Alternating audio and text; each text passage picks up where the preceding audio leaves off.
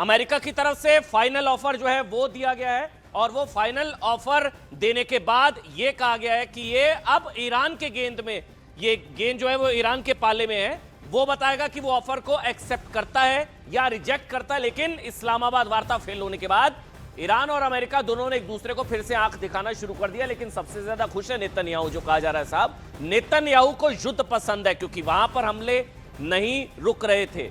देखिए हालात फिर तनावपूर्ण होने लगे हैं। रिपोर्टर्स के मुताबिक और रिपोर्ट्स के मुताबिक अमेरिका और ईरान के बीच हॉर्मुज स्ट्रेट खोलने और न्यूक्लियर प्रोग्राम पर पेच फंसा हुआ है। हालांकि कहा जा रहा था कि सबसे ज्यादा जो बोन ऑफ कंटेंशन होगा, यानी कि जो दिक्कत आएगी, वो स्ट्रेट ऑफ हॉर्मुज से रहेगी। लेकिन वो स्ट्रेट ऑफ हॉर्मुज की बजाय सबसे ज्यादा समस्या न्यूक्लियर प्रोग्राम को लेकर है, यानी कि यूरेनियम एनरिचमेंट प्रोग्राम। जो एनरिच्ड यूरेनियम है वो अमेरिका को देना होगा, ऐसा अमेरिका की तरफ से सीधे सीधे मैसेज दिया जा चुका है इस्लामाबाद में, सीधे ईरान को। इस्लामाबाद में बेनतीजा रही बातचीत के बाद ईरान और अमेरिका दोनों देशों के डेलीगेशन, ये बड़ी खबर है, पाकिस्तान से रवाना हो चुके हैं। आप कह सकते हैं कि पाकिस्तान की भद्द पिट गई। आप ये भी कह सकते हैं कि घर में निदाने चले सोले कराने। पाकिस्तान को लेकर जो लोग, यहां पर भी एक बड़ा वर्ग था जो पाकिस्तान को विश्व गुरु से लेकर पता नहीं क्या क्या बता रहा था, आज वो सारे अंडरग्राउंड हो गए हैं। हालांकि वापस लौटने से पहले जेडी वेंस ने कहा कि समझौता ना होना अमेरिका से ज्यादा ईरान के लिए बुरी खबर है। जेडी वेंस ने यह भी कहा कि हम फाइनल ऑफर देकर जा रहे हैं, ये हमारा फाइनल ऑफर है, जो बेस्ट हम कर सकते हैं। अब गेंद जो है वो ईरान के पाले में, ईरान को तय करना होगा। अमेरिका और ईरान के बीच इस्लामाबाद में हुई बातचीत पूरी तरह से फेल हो गई है। अमेरिकी उपराष्ट्रपति जेडी वेंस ने बताया कि ईरान ने अमेरिका की शर्तों को मानने से इंकार कर दिया, जिसके कारण अमेरिकी डेलीगेशन डील फाइनल किए बिना पाकिस्तान से अमेरिका वापस लौट आया है। बातचीत बेनतीजा रही है।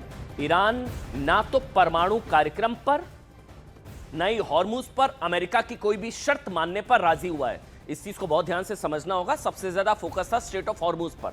लेकिन जब सवाल पूछा गया जेडी वेंस से कि असल में क्या हुआ, किस मुद्दे पर अटके, तो उन्होंने सीधे सीधे इसका जिक्र किया, न्यूक्लियर वेपन ना बनाने की कमिटमेंट, उसके लिए ईरान तैयार नहीं है। अगर न्यूक्लियर वेपन ना बनाने की कमिटमेंट पर ईरान तैयार नहीं होता, वो सबसे बड़ा बोन ऑफ कंटेंशन, सबसे बड़ा मुद्दा। अब नतीजा क्या हुआ? नतीजा यह हुआ, पाकिस्तान की नाकाम कोशिश डील की जगह डिनर पार्टी बनकर रह गई साहब। माना यही जा रहा है कि वार्ता फेल होने से इजराइल के प्रधानमंत्री नेतन्याहू मंद मंद मुस्कुरा रहे होंगे साहब, क्योंकि वो तो कह रहे हैं मैं तो टेबल पर था भी नहीं, और लेबनान पर हमले चल ही रहे थे, साउथ लेबनान, क्योंकि वो किसी भी हाल में सीज फायर नहीं चाहते थे। ईरान के लाख कहने के बावजूद भी बातचीत के दौरान भी इजराइल ने लेबनान पर हमले जारी रखे थे। जब पीस टॉक फेल होने के बाद हर किसी की निगाहें अमेरिकी राष्ट्रपति डोनाल्ड ट्रंप के अगले एक्शन पर भी है, क्योंकि वो पहले ही कह चुके हैं कि अगर बातचीत अब बेनतीजा रही, अब बातचीत फेल हुई, बात नहीं बनी, तो अब जो हमले होंगे वो और ज्यादा घातक होंगे। आप सोचिए कि क्योंकि आज तो संडे का दिन है, शुक्रवार, अगर आज मार्केट खुली होती तो फिर तबाही होती बाजार में। यकीन मानकर देखिए आप, ऐसी जबरदस्त लहूलुहान होता बाजार, क्योंकि ये बातचीत फेल हुई है। ट्रंप ने यह धमकी भी दी थी कि डील नहीं होने पर डेंजर अटैक होंगे, घातक हमले होंगे। ईरान को डेडली अटैक के लिए तैयार रहने की वार्निंग दी गई थी। देखिए आपको बताते हैं कि अमेरिका की वो शर्तें जिन पर ईरान ने हामी नहीं भरी, वो क्या क्या पॉइंट्स से जिस वजह से बातचीत फेल रही है। अमेरिका ने ईरान से परमाणु कार्यक्रम पूरी तरह से बंद करने को कहा। यह कहा कि ये पूरी तरह से बंद करना होगा परमाणु कार्यक्रम, क्योंकि ये एनरिच्ड यूरेनियम जो है वो भी वापस देना होगा, जिस पर ईरान ने इंकार कर दिया। अमेरिका ने ईरान से संवर्धित यानी कि एनरिच्ड यूरेनियम भी उसे सौंपने को कहा कि अगर एनरिच्ड यूरेनियम है, आपको न्यूक्लियर पावर चाहिए दूसरे पर्पस के लिए, वो हम देंगे, लेकिन अगर न्यूक्लियर एनरिचमेंट प्रोग्राम है उसको बंद करिए, जो आपका एनरिच्ड यूरेनियम है वो अमेरिका को सौंपिए, जिस पर ईरान ने इंकार कर दिया। न्यूक्लियर हथियार छोड़ दीजिए बनाना, ये न्यूक्लियर हथियार का सपना देखना ईरान छोड़ दे, वरना पिटाई होती रहेगी। वहीं अमेरिका ने हॉर्मुज पूरी तरह से खोले जाने की शर्त रखी, जिस पर भी ईरान ने हामी नहीं भरी, स्ट्रेट ऑफ हॉर्मुज। और साथ ही सबसे बड़ा पॉइंट जो रहा वो न्यूक्लियर प्रोग्राम को लेकर रहा। जेडी वेंस की तरफ से क्या कहा गया, सुनिए। The fact is that we need to see an affirmative commitment that they will not seek a nuclear weapon, and they will not seek the tools that would enable them to quickly achieve a nuclear weapon. That is the core goal of the President of the United States, and that's what we've tried to achieve through these negotiations. Again, their nuclear program, such as it is, the enrichment facilities that they had before, they've been destroyed.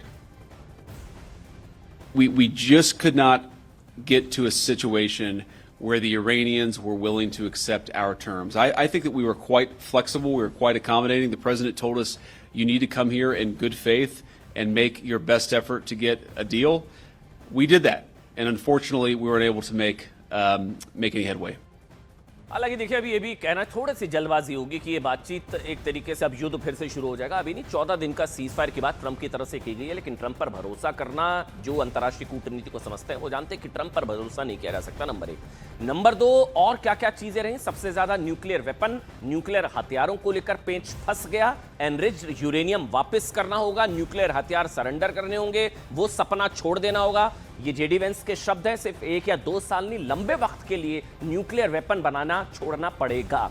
Iran ने और क्या हुआ, विदेशों में अपनी संपत्ति defreeze किए जाने की भी मांग की। जी हां, जिस पर अमेरिका ने इंकार कर दिया। इस पर भी मामला फंस गया। ईरान ने हिजबुल्लाह पर हमले बंद किए जाने की मांग रखी कि साहब हिजबुल्लाह पर हमले बंद करिए, जो साउथ लेबनान में हमले हो रहे हैं, 200 से ज्यादा हमले इजराइल लगातार कर रहा है, जिसे लेकर अमेरिका जवाब ना देने की स्थिति में वहां पर नजर आया, या वो नहीं जवाब दे पाया। ईरान ने हॉर्मुज से गुजरने वाले जहाजों से टोल वसूले जाने की भी मांग रखी, जिसे अमेरिका ने एक तरीके से खारिज कर दिया।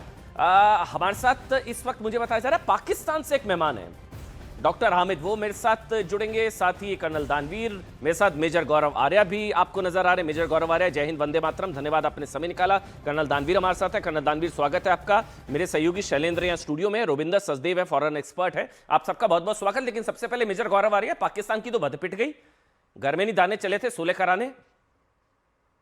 धन्यवाद अमन बुलाने के लिए। 2-3 चीजें हैं, मैं आपको बता दूं, और जितने लोग पैनल में हैं वो अग्री करेंगे। देखिए, पाकिस्तान को बोला गया था करने के लिए, पाकिस्तान का कोई डिप्लोमेटिक हेफ्ट नहीं है। अगर पाकिस्तान का बहुत तगड़ा कोई डिप्लोमेटिक हेफ्ट है या बड़ी ताकत है डिप्लोमेसी की, तो वैसे ही एक बार जेडी वैंस को बुलाने पाकिस्तान। ये पूरा का पूरा जो मामला था, ये अमेरिका ने स्पॉन्सर करा था कि आप करवाइए, because America wanted a place, a space which they could control, जहां पे उनकी कंट्रोल हो। एक तो ये बात है। इंटरनेशनल मीडिया ने यह भी कवर करा है कि ईरान इसलिए आया क्योंकि चाइना ने नज करा था, चाइना ने बोला था आप चले जाइए, तो ईरान वहां पे आ गया।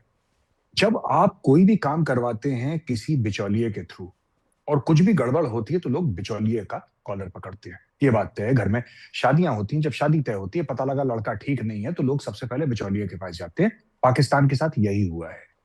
गुड फेथ की बात जेडी वैंस कर रहे हैं, Pakistan did it in bad faith. क्या हुआ देखिए, एक तरफ ये मीटिंग चल रही है, चुपचाप से एक स्क्वाड्रन F-16 ये पहुंचा देते हैं सऊदी अरेबिया, 10,000 से, ना ऑलमोस्ट लेट अस से 1 इन्फेंट्री डिवीजन स्ट्रेंथ प्लस, ये लोग सऊदी अरब पहुंचा देते हैं। क्यों? अचानक इनको पैसे मिल जाते हैं, इनको $5 अरब मिल जाते हैं, सऊदी अरब कतर मिलकर इनको पैसे दे देते हैं। क्यों? अचानक कैसे? तो ये सारी की सारी चीजें अगर आप इस परिप्रेक्ष्य, इस कॉन्टेक्स्ट में देखेंगे अमन, आप ये देखेंगे कि बैड फेथ से पाकिस्तान ने ये करवाया है। और पाकिस्तान की भद इसलिए नहीं पिटी क्योंकि जेडी वैंस नहीं माने, ईरान नहीं माना। पाकिस्तान ने जानबूझ के मैच फिक्स करने की कोशिश करी थी और ये फेल हो गया। नहीं तो मतलब कर्नल दानवीर, पिछली बार भी आपसे बात हो रही थी, मुझे याद है आप स्टूडियो में थे, ये यहाँ पर भी कई लोग थे, एक बहुत बड़ा फैन क्लब था, पाकिस्तान विश्व गुरु बना दिया था, पाकिस्तान को ग्लोबल लीडर बना दिया था। विदेश मंत्री ने भी कहा था कि भारत दलाली नहीं करता। ये दलाल पाकिस्तान के कितने यहाँ पर भी दिलेर लोग दिखे थे जो पाकिस्तान के साथ खड़े हुए थे। आज सब अंडरग्राउंड है। और हालांकि ये बातचीत जो फेल हुई है, मैं उस पर आऊंगा वैसे पाकिस्तान को लेकर, लेकिन जो बातचीत फेल हुई है, आपको क्या लग रहा है? क्योंकि ये एंड में वो कहकर गए हैं कि हम अपना फाइनल ऑफर देकर जा रहे हैं, 14 दिन सीज फायर, फाइनल ऑफर, गेंद जो है वो ईरान के पाले में। अब आगे क्या कर्नल दानवीर? देखिए, आगे क्या, ये बहुत अच्छा सवाल है, इसका जवाब देता हूं, लेकिन जो गौरव आर्य ने कहा उसको थोड़ा सा लकीर आगे खींच दूं। मेरे को मजा यहाँ पर आ रहा है अब्दुल्ला को देखने में। अब्दुल्ला बेगानी शादी में दीवाना हो गया और वो लड़की के मामे से ज्यादा बड़ा रिश्तेदार बनकर पूरे बारातियों का स्वागत कर रहा है, पूरे वेन्यू के अंदर छाया हुआ है और कोशिश कर रहा है छाने की। अब जैसा गौरव आर्य ने बताया कि वहां पर एक डिवीजन प्लस 13,000 के करीब सैनिक भेज दिए हैं, फाइटर एयरक्राफ्ट का एक स्क्वाड्रन भेज दिया है, तो जाहिर सी बात है वहां पर कोई मिलिट्री परेड में हिस्सा लेने के लिए नहीं गए हैं। वो ईरान के खिलाफ ही उनका इस्तेमाल होगा, चाहे वो डिफेंस के नाम पे हो, चाहे वो ऑफेंस के नाम पे हो।